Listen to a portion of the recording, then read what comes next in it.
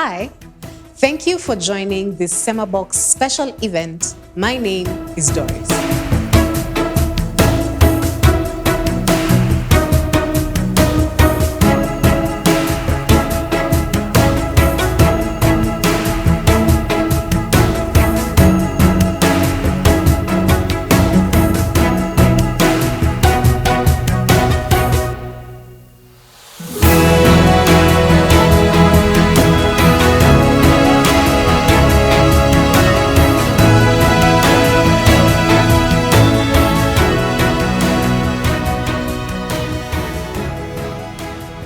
Media is a space that is incredibly dynamic.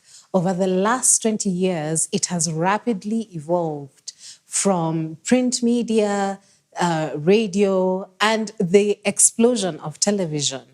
And from the beginning of the media industry, what we know of as the media industry, there have always been a group of people who are the cartels, the gatekeepers, the conglomerates, the owners of media, so to speak. And on the flip side, there have always been the disruptors, the people who want to offer an alternative voice to what is in the mainstream. Then there's this alien thing that is called social media that literally moves at the speed of light. It has rapidly changed how we consume media.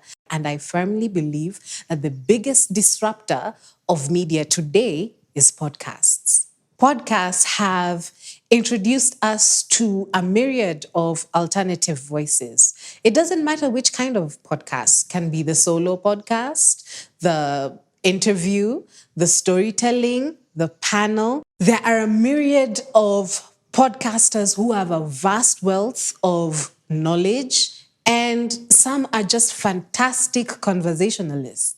Like with all things, venturing into this space known as podcasting is not the easiest of things. That's where we at SemaBOX come in. We want you to find your voice. We want you to give us the fullest expression of your true self. Say the thing that you think needs to be said, or the thing that you are fearful of saying. Support what you believe in, or clear up a misconception. You will find that there is a community of like-minded thinkers, or the people who are just interested in what you have to say. At SemaBOX, we believe that in finding your voice, you give others opportunity to do the same.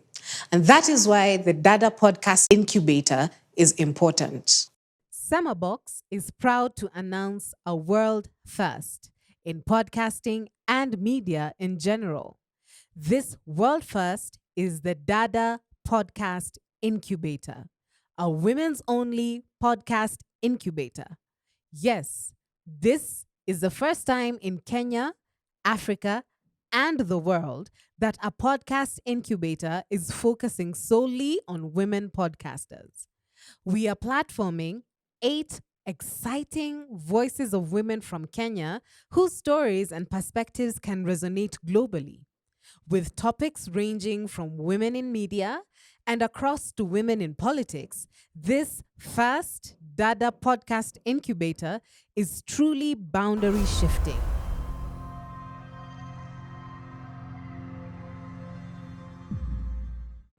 And now, ladies and gentlemen, please welcome co-host of the Kisima podcast, Miss Joy Mala, project manager of the Dada Podcast Incubator. Hi, my name is Joy Mala, and thank you for joining us for this special event. It is a special era for women because we are at a time where we create the spaces that we occupy. Women first occupied spaces in media as an act of rebellion from the social norms where our views and ideas were hardly recognized and respected. Women who were bold enough, strong-willed, courageous, set the stage by making their voices heard. Through them, because of their relentlessness, they sow the seeds in our minds that a woman is unstoppable if she has the will and mind to see her dreams as reality. Optimism is a strategy for making a better future, because unless you believe that the future can be better, you are unlikely to take the responsibility for making it happen. says Noam Chomsky. The Dada Podcasting Incubator is therefore founded on several optimisms that we will empower new ventures into podcasting as a content creation medium, that we will capture and disseminate the rich content of the podcasters, and through this, we will strengthen the exchange on issues that would otherwise not be accommodated by mainstream media, and that will encourage the new podcasters to explore the impact of their work and exchange with their peers, that we will create a community of podcasters by inspiring a culture of podcasting. The internet is a giant leap in the timeline of humanity because it broke the barriers between information and access to information. However, this is also the time in our timeline where fake news, corrupt politics, misleading information is injected into the collective consciousness at a faster rate than ever. This then calls for a new breed of journalism, fully researched, backed by facts and truth. It is in this vein that the Dada Podcasting Incubator unveils its very first fellows, 8 podcasts that share bold perspectives on an array of issues that will work to educate, inspire, uplift, and constructively engage their audiences. And this is all possible because we are taking the responsibility to make it happen. So share their content, like, subscribe to their channels, because the content that they are sharing are important and critical, especially in this time.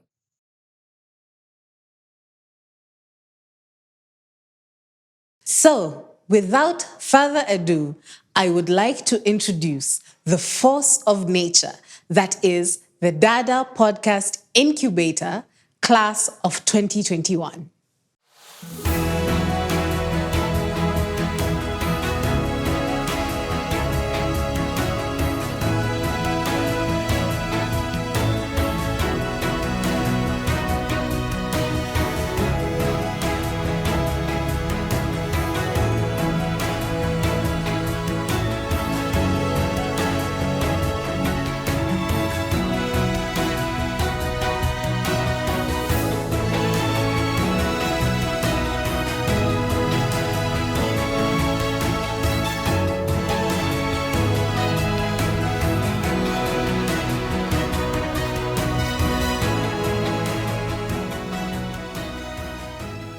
Probably one of the most accomplished media professionals of our time, from Fearless with Uduak Amimo, please welcome Uduak Amimo.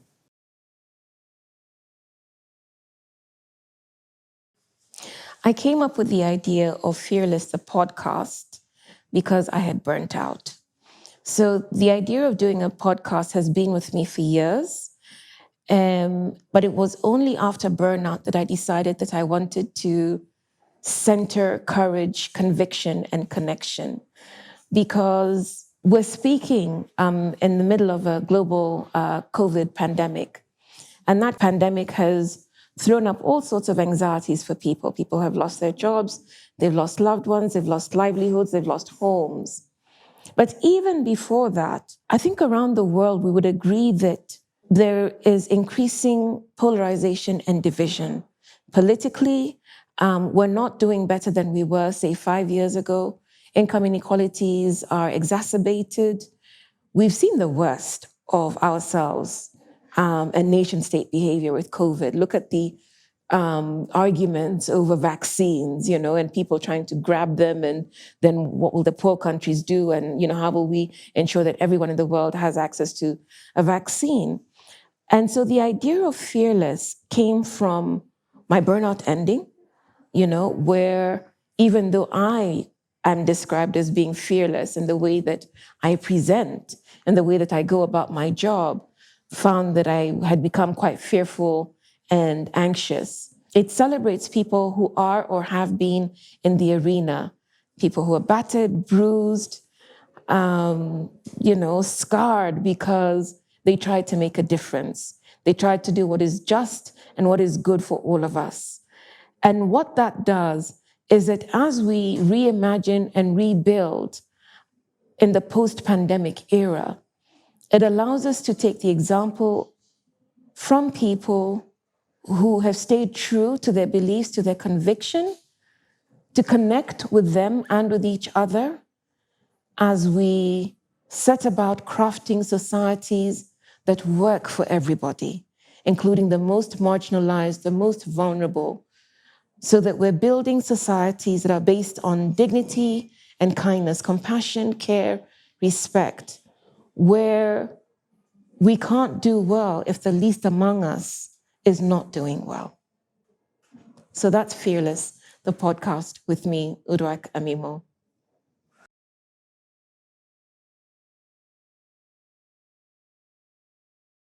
And now, the dynamic, fun-loving, gorgeous, Sly and Wesh, hosts of Beneath the Surface podcast.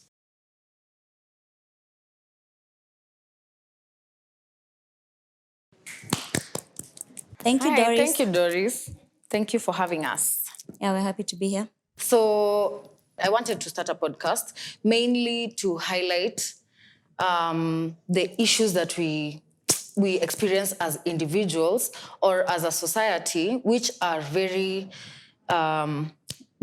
basically, I don't know if it's stigmatized. I don't know if stigmatized is the word, but very serious, deep conversations that people are not open to talk about, or they are fearful, or there's a lot of shame tied to these things that people experience. And I felt inclined to talk about them, being that I have personally gone through them. Case in point, like GBV, gender-based violence, like abuse of many sorts. And because I didn't want it to be very personal and talk about my story and talk about my own life, because we know how these things go when you're doing them online and you don't want to distract people, I felt like I needed a soundboard and someone who can bring in like another angle to it, where it can be more informative, like in regards to these specific conversations. So my friend Wesh is also passionate about that, but now she was bringing in the angle of it's not personal. Like we are not talking about ourselves. It's a conversation that we want many people to have, so that they can figure out what is eating them up, what is eating us up as a society. Like the things that people are going through at home and the things people have gone through like in the past directly affect adult relationships, adult like engagements, even at work, and like how basically just how you function as an adult. There's things you need to think about. There's things you need to address. You need to get to the root cause of the issues that you're going through as a person. So basically, we promote self-awareness and just questioning yourself, and we talk about these conversations that are a bit tied to shame, so that we can normalize them and make people feel comfortable enough to talk about them and to address them. And then, yeah. Yeah, and for me personally, it's about wellness, mental and emotional wellness, because a lot of wellness as it is marketed to us today is very white and very classed, and it's not accessible to everybody. And we wanted to create a platform where people can find tools. We can give tools for how to cope or how to maneuver, especially now with the pandemic and with figuring out, like maybe you don't have a job or suddenly you have all this time to think, and all the thoughts you've been holding back, all the things you've been avoiding now are there and in your face. Yeah. And now you have to deal with it. Yeah. And like part of self-actualization is a lot of self-reflection. It's a lot of learning how to be present and how to like where you are. You're not thinking about, what am I going to do 2 hours from now? You're thinking about, this thing I can fully experience and enjoy it. And that's part of like why this is very important to me, and why it's important for us, even as we now figure out how to raise our children, as we figure out how to have better relationships with each other, better friendships. We're getting to a point where it's important for all of us to be heard and to be loved in a correct way. Yeah.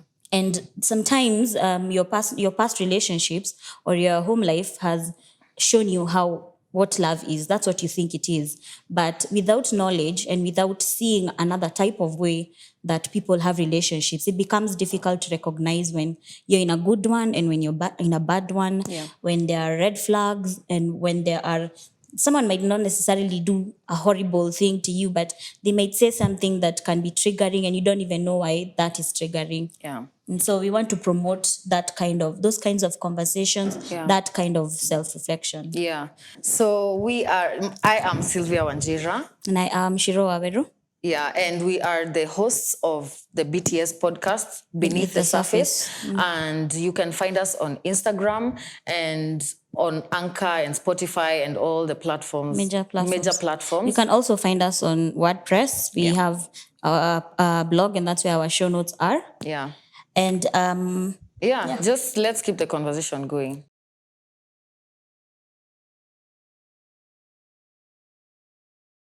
Quirky, nerdy, host of the 100 on Books podcast. Here is Nyambura Mutanyi. Thank you so much, Doris. No thoughts, just vibes. No, but jokes aside, I feel like literature provides us with a canvas for us to imagine society and reimagine these things also. So what does a world where these constructs like gender or race or class are appended, and so that's what literature is, really. Yeah, it gives us room for us to imagine and reimagine the world, but also to see the world we currently live in more clearly and with some remove. So we are able to say, that's how we live, which on a day-to-day basis, unless you're actively going meta, that's not going to happen, And so I find literature really liberating for that reason. Especially African literature. I feel like there is something about writing from the margin, and Toni Morrison spoke about this, but when you look at the global literary scene, it's almost like the global South does not think, does not imagine, and that's not true. And for me, a huge part of the point of 100 on Books is to put books from the global South at the forefront, chiefly African books, but also books from the African diaspora, and not just books, but literary ideas, literary movements from these spaces, and the global South more broadly, so, Asia or Latin America and so on, and to think about what it means for a world, even a literary world that is constructed with the West and the global North in mind, and then to shift from this idea, while still acknowledging that, yes, there is a certain preponderance of certain stories in the world of books, in the world of ideas, and to acknowledge that, but not to have that as the focus. Language animates me, especially this question of English as, the primary language in which again, literature is imagined, because especially if you're from the Anglophone world, you think of books from non-English speaking countries as books in translation, but where they're from, they're not books in translation. And so that's one of the things I want to contend with, this notion of the Anglosphere as the heart of literary production, and to ask ourselves what it means that sometimes you can have two countries next to each other, like in Africa, that don't read each other because of colonial afterlives, really. You can find 100 on Books on Facebook and Twitter, 100 on Books on YouTube, 100 on Books, and on 8 podcasting platforms. Well, we keep it 100 on Books.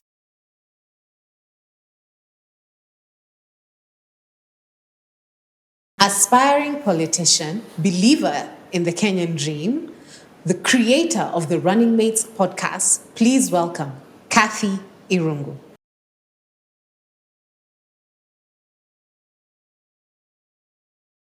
Thank you, Doris. My name is Cathy Irungu, and I'm here to speak more about the Running Mates Project 2022.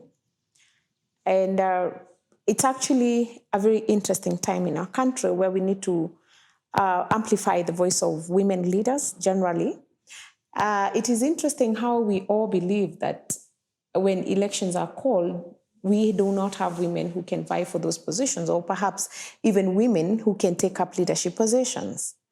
So this program is about showcasing those women, bringing them out so that we can know who those women are, Because what women lack is actually, most of the time, they lack visibility, they lack capacity.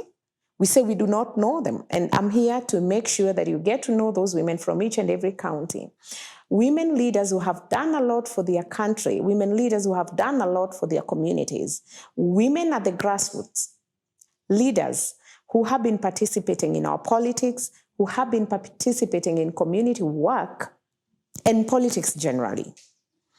So we have hosted quite a number before, and we shall be hosting more. The reason why we are bringing them forward is to give them a voice, is to allow you listen to them, see them, and basically weigh, so that when you're making those decisions on the voting day, then you have a whole basket that you can pick from. And especially for those running for governors, we want to give you an opportunity to see the women in your county that are fit to become running mates. Yes, I know there's been push for more women to come out and run, and that is a good thing. And as we move forward, we know very well that bridging the gap, the gender gap that is growing in our country, we can actually ride on it and ensure that those who are running for governor pick a running mate of either gender. So if a man is running for governor, then they can pick a female to be their running mate. We have not stopped there. We also would like to encourage those going for the presidential position to pick women as their deputy president. So kindly follow me on my Facebook page, Cathy Irungu, and also on our YouTube channel, Running Mates 2022, to see more of these women that we are talking about.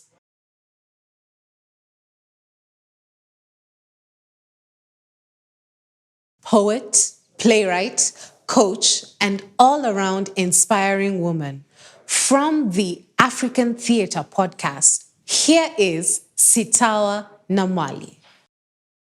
Hey, thank you, Doris, for that introduction. As you've just heard, my name is Sitawa Namwalie, and I am the host of the African Theatre Podcast. How many of you have heard the name Robert Serumaga? And how many of you have heard of the Abafumi Theatre Company? I bet not many. This is the gap that this podcast has been designed to fill. In 2007, to be very specific, March 2007, I embarked on a new career. I got the courage to do the thing that I had always dreamed of, the secret dream. And I became a poet, and then I became a playwright. Very soon I was on stage performing myself. And very soon I was writing for other people. And I began to become very interested in the theater scene in Africa. And I discovered how difficult it was to get information. There's a very strange thing about the world today. When it comes to technology, we know everything. We know the technology that was used in 1920, the computer that was used in 1920. We know about the cars that were used in the 1940s. But when it comes to, things like theater, the humanities, that kind of knowledge, there's just a blank. Very often it is really difficult to find that information. This podcast is going to explore and make available African theater. African theater has got a rich tradition. If you go back to pre-colonial times, performance, music, dance was something that was incorporated in daily life. It was also something that was part of ceremonies, religion, births and deaths. And it was something that everybody could participate in. Of course, there were the experts. There was the best dancer in the village. There was the best singer. But it was a very, very democratic kind of performance tradition. But then there was also the theater that was associated with our kingdoms. If you go to Uganda, to the Buganda kingdom, you will find very many traditional theater forms, performance forms, that were associated and are still being performed, fortunately, in that kingdom. After independence, more and more people, African people, started to use Western style theater and started to actually script and write plays and performances. One of the leading people in this region was Robert Seramuga. Robert Seramuga was born in 1939 and he passed on. He was actually killed in Kenya in 1980. These are some of the people that this podcast is going to explore. Welcome.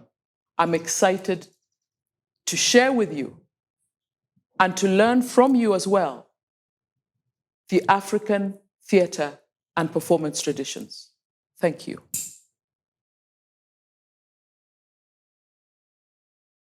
Bold, visionary, and fearless hosts of the Kisima podcast. Now welcome Joy Mala and Gloria Machete.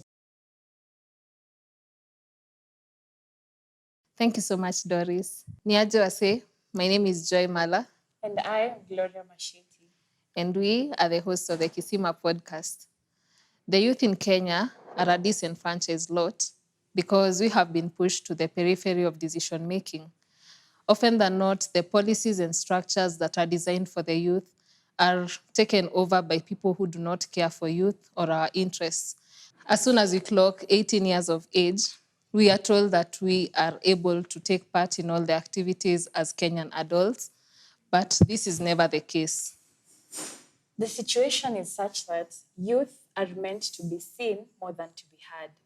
The Kisima podcast is a space that will consolidate conversations around public interest litigation, civic action, social commentary, and current issues. We'll also touch on our rights and responsibilities as Kenyan youth. Because a lot of times you're told you have all these rights, but then what are your responsibilities as a Kenyan youth? This is especially a pivotal point in our history and in Kenya because we are heading towards the 2022 general elections. And we very well know how the politicians usually use youth to foster their selfish agendas. But this time around, we're going to take action from a point of knowledge and from a point of clarity. And we will let them know that we are not the leaders of tomorrow, but the leaders of today. Do join us for this and more bold and informative conversations. On the Kisima podcast. Karibuni.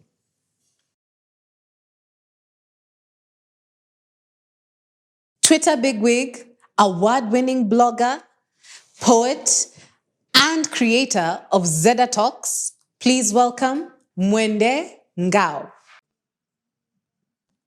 Thank you. So I'm reading the paper and I'm wondering, what is the news? Who is the people that we consider newsmakers? When we think news, do you think of your favorite politician or your least favorite politician and their scandals or shenanigans or speeches? Or do you think of terrible things happening like accidents or floods or even the global pandemic? And who are you picturing when you're thinking of the news? It's mostly men, isn't it? And that is what I'm trying to make a difference in. I'm trying to create a space, Zeda Talks, that will focus a lot more on giving women's voices a platform so that we can have the discussions that matter to us together and try to find ways that we can create synergy to make a change in the world. I am Mwende Ngao, and I am a creative entrepreneur in the media and entertainment scene in Kenya. And I have been in the media for about 10 years now. And one of the biggest challenges has always been that I find myself in a lot of rooms where I'm the only woman, or we're women, but the content is mostly geared towards men, or our voices are not really being taken seriously, even though we are in the room. Women's voices and women's stories are thought to be inconsequential, or by the way, or, soundtracks to the main story. And so I want to make a change by creating a space where women are having these conversations that they want to have. So, of course, I also want women who are from different walks of life, because there's no point of having conversations if it's basically the same kind of person talking at the same time. So we want to be able to listen to one another, to learn from one another, and also to have discussions from serious topics like the two-third gender rule or sexual violence, to topics that may not be considered so serious, like skincare and hair care, because all these topics do matter. They are important to women, and they deserve to be given a platform to be heard. So I'm looking forward to engaging with women from all walks of life, learning from them, and figuring out how we can create solutions together and what kind of things we need to make better in the world. Because in as much as there'll be conversations say that women don't care about politics or women don't care about business, that is ridiculous. Women, of course, care about these things because these things affect our lives. I mean, especially when it comes to things like business. When you think about chamas, your grandmothers and our mothers are the women who have educated us and been able to even buy land and do so much more just in those groups of theirs. And so women, of course, care about these issues. So to say that women don't care about certain issues is, of course, false.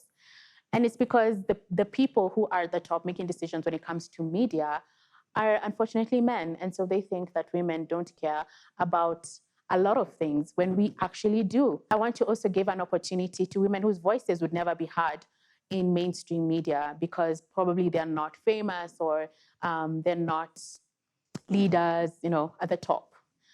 Ordinary women having conversations, ordinary conversations on things that they've been told are not their area of expertise or are not things that they should be interested in. That is the kind of thing that I'm trying to build with Zeta Talks. Activist, wordsmith, lawyer at large, and rabble rouser, host of Mine is a Comment podcast. Please welcome Wanjiru Nguhi. Thank you, Doris. My name is Wanjiru Nguhi, and I'm the host and creator of the podcast Mine is a Comment. Now, you should watch and listen to Mine is a Comment because whenever women are talking about underrepresentation, we're not just talking about underrepresentation because we want to appear in pictures when government people are doing photo ops and when they're commissioning things and when they're... No. It is because when people are making decisions in the absence of other people, it means that the people who are missing out get to live this underrepresentation. And many times you navigate with the gaps left because you were not in the room when decisions were being made. Take the pandemic, for example, when the president announced that we were going to have a curfew and the president said, we are fighting this thing is a war and we are all guns blazing. Fine, fantastic. So we have a curfew and we have all these things. But what about the women who were pregnant during this curfew? What happens to them? What happens to protocols in the case of an emergency? What do you do when your baby is sick at night? What do you do when you're pregnant and you need to deliver now? Were the protocols clear? Were they simple? And were they easy to follow? It is things like this that we're going to talk about in the podcast. And this is why you should listen, because the politics is not just what happens in the room, but also what happens to our lives when we're not in the room, because the politics is in our stories. And it is these stories that we're going to tell. Please follow me on my Twitter at I am Wanjiru. On Facebook, it's Wanjiru Nguhi, and on Instagram at Wanjiru Nguhi.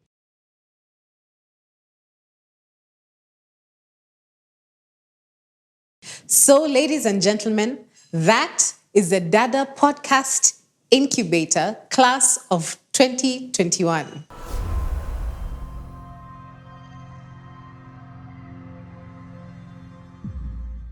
Thank you for joining this SemaBOX special event. My name is Doris.